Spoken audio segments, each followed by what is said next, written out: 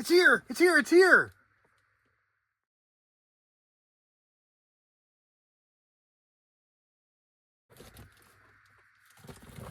Looks in pretty good condition. The ends are a little bit collapsed, but I'm sure it's going to be fine. I don't think it's all that fragile. Bench out of the box. I don't know if you know what it is, but that's what it is. Woohoo!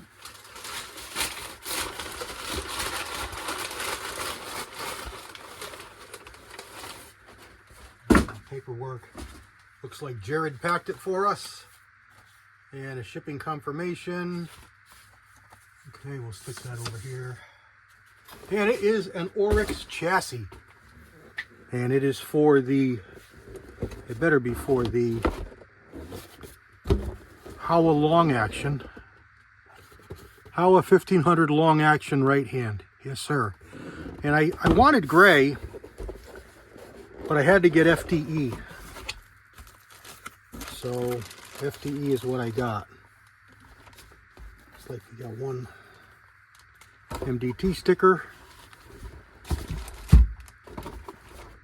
and a box. Now, I looked a lot, and there was a couple of models that I liked better than others, but frankly there wasn't a lot to choose from, and there was everything that I really liked for the long action was more money than I was willing to spend. I just couldn't justify the cost of some of the chassis systems. So okay, the bolts are in there with the plastic nuts, and I'm going to steal those plastic nuts to save for my stock, because I'm going to save the lugs. I don't need the bottom metal from the stock that was on it. And it's got a nice flat front with a M-locks. It's got a stud for sling stud if you want to do that. We're not going to do that.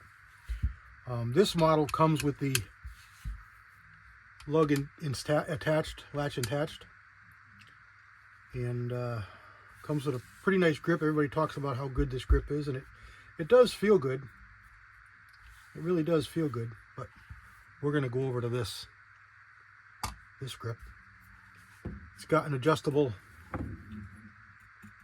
comb height, and it's got adjustable length of pull, but you have to buy the spacers.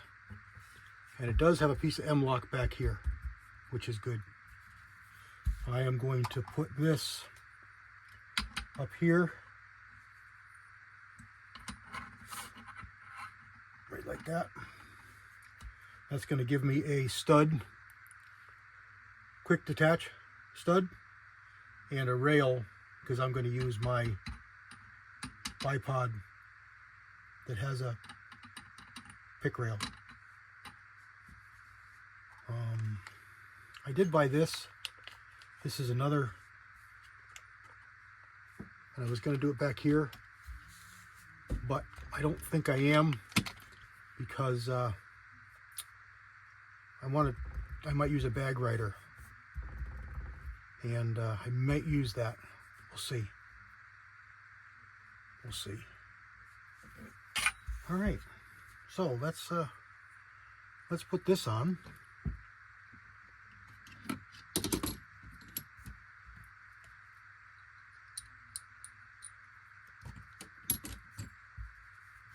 Probably ought to turn you guys off just for your own safety.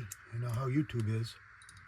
We wouldn't want you sitting on the other side of your mobile device or your couch in your living room watching the YouTube. You wouldn't want this to jump out and grab you and hurt you. I would feel really bad. So let's turn you off and come right back. You feel safer because I saved you from, grave bodily harm. Let's get get the proper size for this one. I want to say it's bigger than that. Maybe not.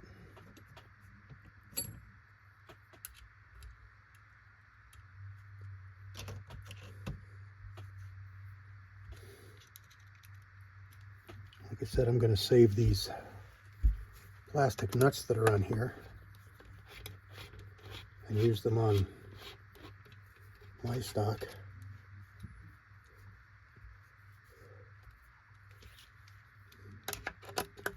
I believe this is 65 inch-pounds. I'll look at the instructions and make sure.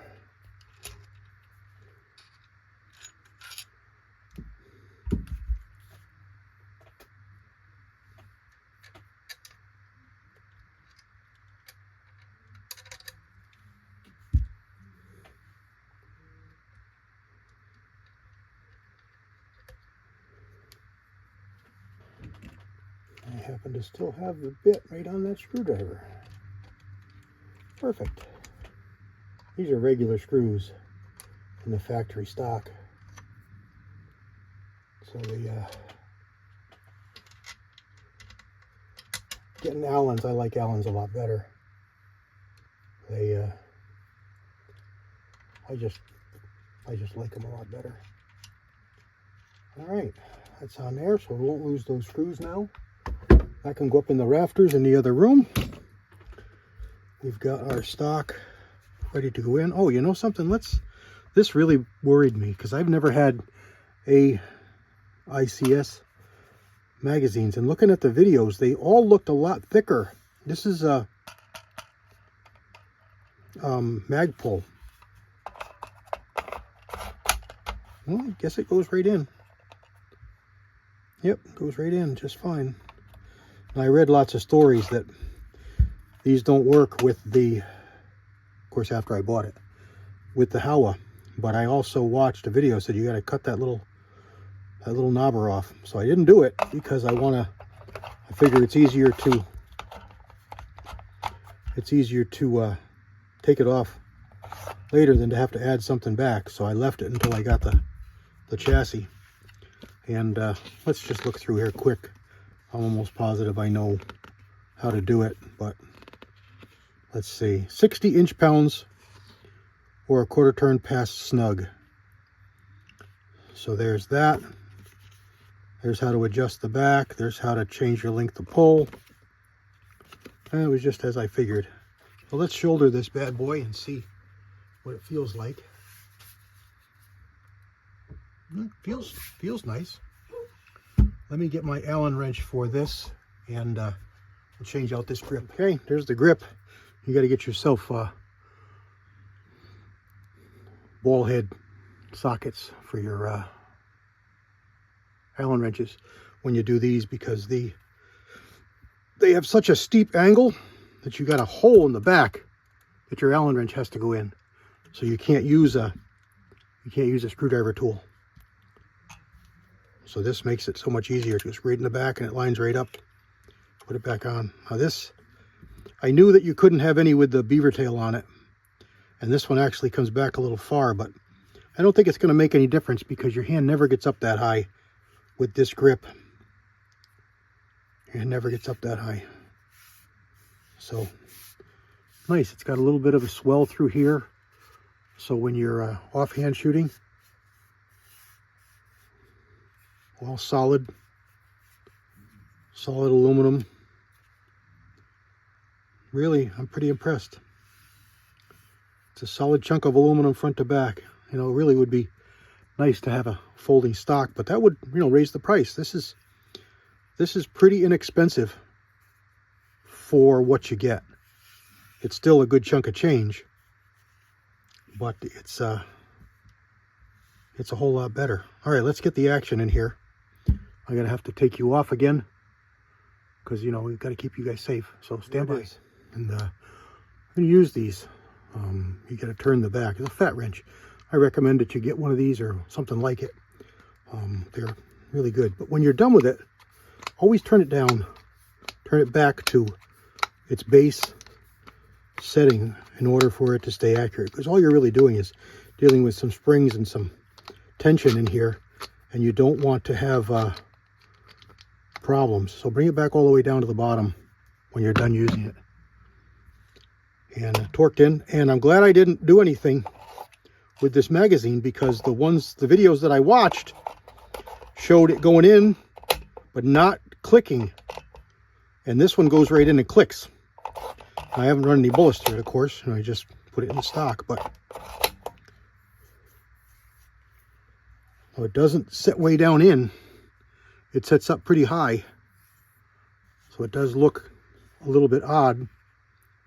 But talk about free floated. I mean, good golly. Now this is an M24 Contour 24-inch barrel, so it's good and solid. And you can see right there, I just noticed, although I was free floated in that other stock, I was making contact because there's some marks on the bluing. So under recoil or weight of the stock on the bags or whatever, it was contacting. So that's not going to be the case anymore. And it looks really good in there. Everything works smooth. No problems. Safety works.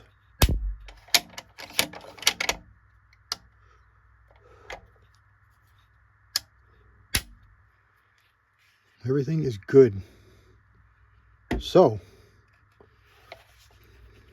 I like this. I like it a lot. I got to adjust my comb height, and we'll get out to the range.